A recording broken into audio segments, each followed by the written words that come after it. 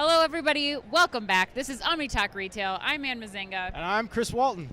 And we are coming to you live from Shoptalk 2025 from the Avalara booth, number 1554. Chris, we have an exceptional guest who's in a newly promoted role. Recently promoted. Yes. We have Kamanasish Kundu. No, did I say it right? Yep, you got it. KK, who is the SVP and head of digital and e-commerce for Kendra Scott. KK, welcome to Omni Talk. Thanks for making time for us. Thank you for having me. You big superstar, you big SVP. You are the superstars. You are the celebrities. Yeah, well, glad to see you both, and you guys are doing some amazing work. So congrats. Awesome. Thanks, well, man. You. Thanks. We appreciate it. Well, like we ask all our guests, why don't we start with your background? Tell us about your background and your role at your company. Yeah, I joined Kendra Scott a couple of years back. Okay. And I'm I own the overall digital P&L for the business, which includes like web trading, UX, product management, as well as like personalization, analytics, and overall omnichannel experience, like unified commerce. Yep, unified commerce. Yeah, whatever you want to call it these days. Yeah, I'm good with. Yeah, and my background is like I started my career as an electrical engineer, and then I moved into strategy consulting, project management, digital e-commerce, and all this. And again, I think all along throughout my career, the common thread has always been customer obsession and data-driven impact. And before joining Kendra Scott, I was at Pandora, so I was leading the overall like Pandora, online business. all right. So glad to be here with you guys today. Well, tell us a little bit about your session today. You're on stage at Shop Talk. What are you going to be talking about, and what do you hope that the audience takes away? Yeah, so my session is at 4:55 p.m. today. Yes. Oh, we're competing against each other. Oh, is it? Yeah, we are. You and I. He's an SVP, though. Yeah, I know, right? Yeah, wow. All right, we'll have to make a bet on who fills the auditorium. So what are you going to be talking about today? Yeah, so what I'll be doing is I'll be sharing insights with the audience around like how we are personalizing customer experiences. Oh. So that we are not only driving sales, but also we are spreading joy and building meaningful connections with our audience. And mainly it's kind of like Kendra Scott is a very personal brand. Mm-hmm. And I think it's going to be very insightful for the audience. And then I'm sharing a few nuggets around like how we are leveraging AI, like how we are bringing this whole like test and learn concept to life to scale the overall like personalization program. Yeah, cool. KK, I'm curious. What do you think of the word personalization? Like, you know, I think Ann and I tend to think it's a little overused. But what's your take on it? Is it a word you like, or is there another term you like, or how do you define it? I think nowadays I'm hearing more hyper personalization. Hyper personalization. Okay, so now we're getting more hyper about it. Okay, we're getting more hyper. But again, I think to some people, personalization can be like product personalization. Right. But for me, it's more like you understand your customers, you anticipate their needs, and then you personalize that experience across every touch point in the journey. And then I think that's when like you see the magic, right? Because you're now scaling the overall impact, and you're creating that long-lasting, genuine, authentic customer relationships, which will differentiate you from all the other players. Right. Yeah, the other word we hear all the time is relevance too. Like the relevance is a key thing of personalization, right? Yeah, as well. Totally. All right, so jewelry, you know, it's got some unique characteristics in e-commerce, right? So my questions for you are like, one, how do you think about those characteristics? And then two, how do you manage through their execution? Sure, yeah. So again, I think jewelry is very emotional, right? It's not a utility. When do you purchase a jewelry? Like when you want to mark a moment, or you want to express yourself or your identity, or you want to gift something meaningful to someone. Right.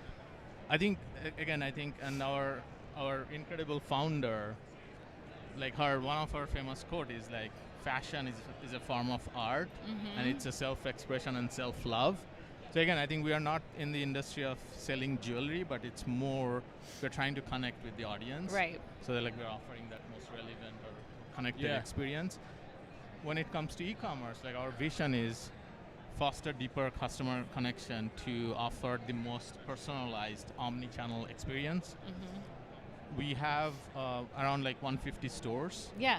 And they offer. Really? I didn't realize that. Okay. Yeah, they offer the most amazing experience you can think of, and we try to bring that to life on across like digital channels Yeah. as well. Because whenever I do like store visits, I get always like inspired, energized, and try to like bring some of it in the online channel. And then the fundamentals doesn't change like when it comes to e-commerce, right? Like you still need to be data informed. You need to be customer obsessed. You need to know like who your customers are, like what are the friction points like you have in the customer journey. Right. And then you kind of like take a very strategic, focused approach in terms of delivering that. I think like the biggest change which I've brought at Kendra Scott is building a world-class team who knows how to read the data and take actions which is going to move the needle, right? I think that's where like we are very nimble, like we are always testing and learning.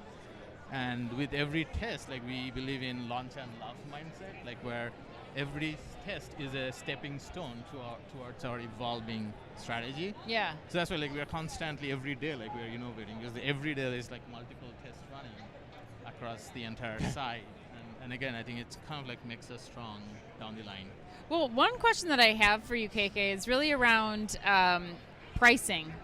We have a lot of talk right now in the retail news and in broader news about tariffs and just price sensitivity from customers, we'll say in general. Yeah. Is this anything that you've had to deal with in your role right now, or even thinking about some technology that you might be interested in investing in, like price optimization technology or even personalization technology to give special offers to your most loyal customers, things like that? I think what I'll share is like we are an affordable luxury brand. Right. And value is very important to our customers, right? And the good news is that, again, I think there's a lot of noise, right? Like we don't know what we don't know at this point, right? Things are constantly evolving. But again, I think what we know for sure is that our customers prefer value, right? So that's not going to change. So that means like we're not going to fundamentally change anything like in terms of our execution. The other good news which is in our favor is that we have a diversified supply chain, which gives us more leverage like in terms of different flexibilities. We can absorb pressure by kind of like adjusting from here to there. Right. And we also have a very clear understanding of the product economics, right? So it's kind of like, okay, so we can have a very thoughtful, data-driven approach towards pricing if we're starting to see some sort of impact. But again, I think like we are not going to change anything dramatic like in terms of our promotional or pricing strategy. We're more like waiting and watching, and we're very prepared in the behind the scene, and we're making like proactive adjustments like supply chain where needed. Right. So I'm curious. So have you had to do anything over this period of time to like adjust how you show value to your customer via your e-commerce site? Like, is there anything that you found that has worked well, or are you just still taking kind of a wait and see approach, or just kind of like you said, testing your way and exploring your way into what that right answer is? Yeah, I think like what is very clear, like based on all the market reports, the customer confidence is going down. Yep. Right. So it is very clear that there is some concerns from a customer side that there is a possible downturn in the business, like possible recession, etc., etc. So again, I think like what we are doing is like we're going back to our drawing board to see that what are those value messaging resonate with our audience, right? Okay. Like, is it buy now, pay later, which is important at this point. So and then like once you understand, okay, so these are some of those important touch points, like which is going to make a difference, you amplify them more, right? And then when you do the amplification, you need to think about what gives you scale. Like if you just do it on web, doesn't give you scale. Yeah. So we have a cross-functional team or task force we already created who are working and making proactive actions, decisions, which is going to help us to stay pretty competitive. So it's really about being prepared and proactive for whatever situation comes your way. All right, well, let's get you out here on this end. I'm going to ask you to put on a more broader hat now, or a broad hat. Maybe not a more broader, because that's terrible English, Ann. Put a broad hat here, looking across the industry. So if we look at e-commerce broadly, how do you think e-commerce experiences are going to change the most in the next, say, 3 to 5 years? How will they be different then than they are from today? Yeah, I wish I had a crystal ball, but I don't have. But things are constantly changing, right? But again, I think like what I've seen is like we are getting into a world where customer experiences would be more influenced by AI. Okay. Started with predictive, now it went into generative, then That's a good way to say it's it, like agentic, right? So what that means then is, like, back in the day, like the websites used to be just a storefront, right? Like where customers would come, they will shop, right? Yep. Now I think like we're getting into a world like where there's machines. Mm-hmm. That means like you, Chris, like you will have a agent. Right? Yeah, Like right, who's right, gonna right. Do everything Right, for you. right, down the right. line, right? Like Yeah. Yeah. He knows your perhaps purchase behavior. Yeah. He's Might going take to- 2 agents to handle me. and your KK. budget.